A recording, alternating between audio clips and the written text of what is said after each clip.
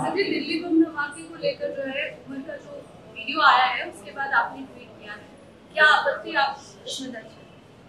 देखिए, ये जो वीडियो मीडिया के जरिए से सारी दुनिया को मालूम हो रहा है, एक अनडेटेड वीडियो है जिसमें जो दिल्ली ब्लास्ट का एक्यूज है वो अपने इस वीडियो में कह रहा है कि ये सुसाइड बॉम्बिंग मार्टियरडम, अंग्रेजी का लफ्ज़ माने शहीद का दर्जा मिलता है। और दूसरा उसने कहा कि मिसअंडरस्टूड, गलत फहमी। हमारा मानना ये है कि ये जुर्म है, कानूनन सबसे बड़ा संगीन जुर्म है। देश के कानून के खिलाफ किसी की जान लेना, ये दहशतगर्दी की बेहतरीन मिसाल है, इनकी हैवानियत की मिसाल है। और ये कोई शहादत नहीं है, ना इसमें कोई गलत फहमी है। ये इस्लाम इस तरह की हरकतों को हराम करार देता है, और जितने भी इस्लामिक मकतब फ़िक्र के ज़िम्मेदार हैं, उलमा हैं, सब आपको ये कहेंगे कि ये संगीन जुर्म है और हम इसकी मजम्मत करते हैं। दूसरी बात यह है कि इस देश के होम मिनिस्टर, वज़ीर दाखिला, गृह मंत्री ने पार्लियामेंट में जब ऑपरेशन सिंदूर और ऑपरेशन महादेव के बारे में बोल रहे थे तो उन्होंने कहा कि 6 महीने से कोई कश्मीरी टेररिस्ट ग्रुप नहीं बनाया है, ना उसका हिस्सा है। हम ये पूछना चाह रहे कि भारत की कैपिटल में, दारुल हुकूमत में, राजधानी में इस तरह का बम ब्लास्ट होता है जहां पर लॉ एंड ऑर्डर की जिम्मेदारी मिनिस्ट्री ऑफ होम अफेयर्स की, सेंट्रल गवर्नमेंट की है। ये कैसा है? अकाउंटेबल कौन है इसका? अब तो 14 लोग मर गए बॉम्ब ब्लास्ट में, इसकी अकाउंटेबिलिटी किस पर है? कौन जिम्मेदार है और कैसा हम इसको मिस करें? इसका भी जवाब भारत सरकार को देना है।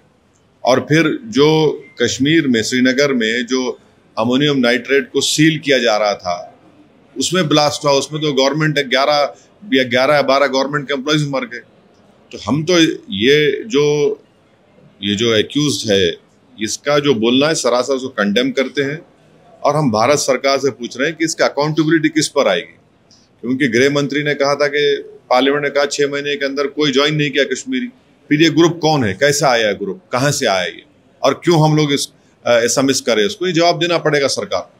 जिस तरह की यूनिवर्सिटी में उस पर सवालिया निशान उठ रहे हैं और खासकर जिस तरीके से अंदर वहाँ जैसे काम हुए हैं और सब कुछ बाहर निकल रहे हैं, उस पर क्या कहना चाहेंगे कि किस तरह की कार्रवाई? नहीं, ये जो 1 मिनट 20 सेकंड का वीडियो है, ये एक्यूज तो मीडिया कह रहा है कि वहीं पर बैठकर इसने बनाया और बड़ा ही एक्सेंट से अपने आप बोलने की कोशिश कर रहा था और एक स्क्रिप्ट था उसके सामने।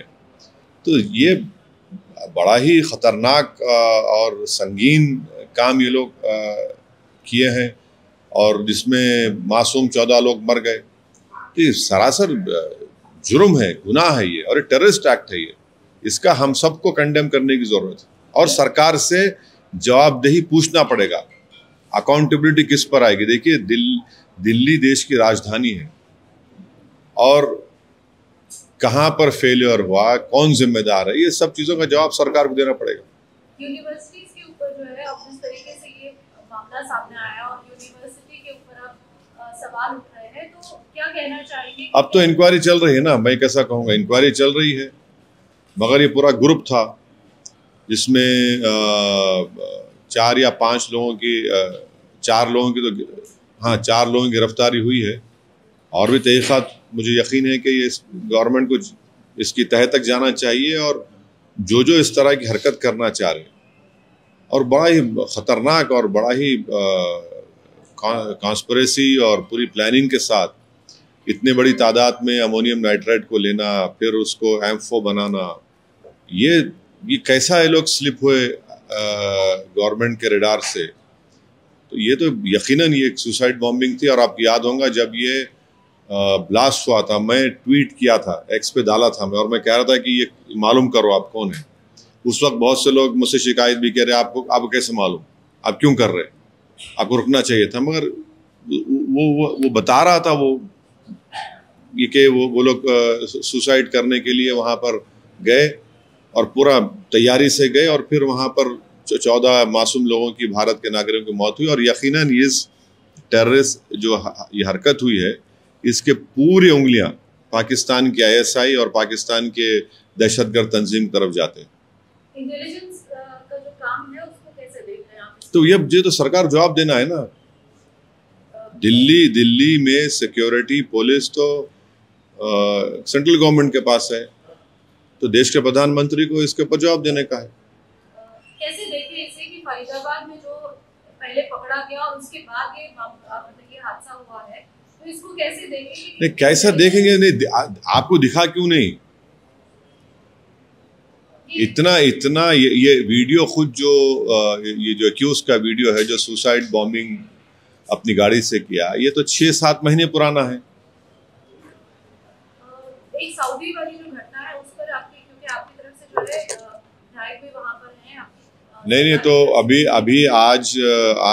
अभी थोड़ी देर पहले हमारे जो एम्बेसडर साहब हैं, मेरी उनसे बात हुई, और वो मुझे ये बताए कि एम्बेसडर सोहेल एजाज खान साहब मुझे अभी बात किए, मैं उनसे बात किया, वो बताए कि वो खुद मदीने में हैं और पूरा कोऑर्डिनेट कर रहे मिनिस्टर अजहरुद्दीन साहब के साथ, और हमारे MLA माजिद हुसैन भी वहाँ पर हैं उनके साथ, और वो सऊदी अथॉरिटीज़ से वो पूरा कोऑर्डिनेट करके, कोऑपरेशन करके, और भी यहाँ के जो विक्टिम के फैमिलीज़ है वो अब दोपहर में पहुँचने वाले हैं मदीने को, तो पूरा जल्द से जल्द जो भी उसकी फॉर्मेलिटीज़ मुकम्मल करना है और फिर उनकी तदफीन अमल में लाना है, उसके ऊपर वो वहाँ पर है एम्बेसडर साहब। और उन्होंने कहा कि गवर्नमेंट ऑफ इंडिया से भी, PMO से, फॉरेन सेक्रेटरी भी उनसे टच में है। तो बड़ा ही अफसोसनाक और दर्दनाक एक वाक़या हुआ कि 45 लोगों की मौत हो गई, एक ख़ानदान के 18 लोग, किसी ख़ानदान के 6 लोग। अल्लाह उनकी मग़फ़रत करे और अल्लाह उनके ख़ानदान वालों को सब्र दे। बड़ा ही दर्दनाक ये हादसा हुआ है। बिहार की अगर हम बात करते हैं कि अब मुख्यमंत्री वापस जो है शपथ ले रहे हैं और आपकी भी जनसभाएं होंगी, क्या उम्मीद है? क्योंकि टीम वैसे ही लगभग दिख रही है। मुझे नहीं मालूम, वो पार्टी का काम है। लेकिन अब आप एक्टिव हो रहे हैं बिहार की पॉलिटिक्स में भी, तो फिर जाहिर तौर पर नहीं, अब देखिए, गवर्नमेंट बनाना है, गवर्नमेंट बनाएंगे वो लोग, तो गवर्नमेंट को उनके पास मेजॉरिटी है, तब वो कैसे बनाएंगे, क्या बनाएंगे, वो उनका फैसला है। मैं क्या उस पर बोलूँगा? आपका रोल कैसे रहने वाला है? नहीं, हम लोग तो मेहनत करेंगे। हम लोग तो सीमांचल की जनता ने, अल्लाह सुब्हानहू तआला ने हमको उनके ज़रिए से बड़ी इज़्ज़तों से नवाजा, बड़ी कामयाबी हमारी हुई। हम अपनी पार्टी को मजबूत करेंगे और यकीनन एक बहुत बड़ी जिम्मेदारी हमारे स्टेट प्रेसिडेंट अख्तर अली मान पर भी आती है कि वो इस सबको साथ लेकर, और पूरे MLAs की भी एक बहुत बड़ी जिम्मेदारी है कि हम लोग जो वादा किए उसको पूरा करने की पूरी कोशिश करें और सीमांचल से नाइंसाफ़ी को रोकें और पार्टी को मजबूत करें, और जो कमज़ोरियाँ दूर करें, जो गलतियां हमसे माजी में हुई या इलेक्शन में हुई उसको भी हम ना रिपीट करें। जनता क्या उम्मीद कर सकती है? देखिए, हम मेहनत करेंगे, इंशाल्लाह उनके भरोसे पर उतरने की कोशिश करेंगे।